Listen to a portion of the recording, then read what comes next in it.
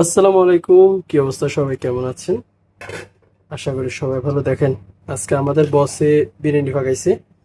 তো এটাকে মানে এটার মধ্যে দেওয়া আছে মানে দই আর কি, টক দই আছে, মানে আরো আইটেম তৈরি হয়েছে, মানে কেরালার একটা মানে খাবার আর কি। এটাকে ওরা হলুদ চাউল বলে।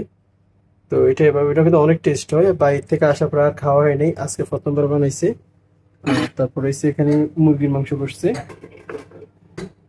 হুম, এই যে মুরগির মাংস। না, মুরগির মাংস না। আমি তো আসলে দেখিনি, এটা হচ্ছে মাটন, মানে ছাগলের মাংস। যাই হোক, তো এই হলো আজকে খাবারের আইটেম।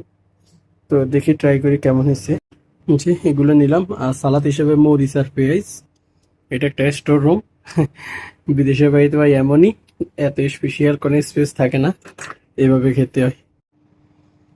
তো দেখি খাবারটা টেস্ট করি। তো বরাবর মতো খাবারটা অনেক টেস্ট হয়। তো আমি তো দুপুরবেলা খাবার খাই না, তো বসে বানাইছে দেখে মানে আজকে এটা আমার অনেক পছন্দের।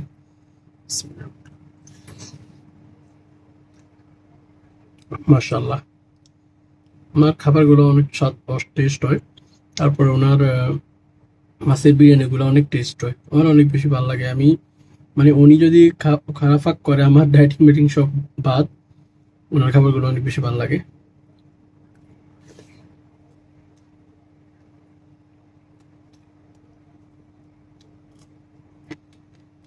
ও, কে কে দই রাইস খাইছেন অবশ্যই সবাই কমেন্ট করে জানাবেন।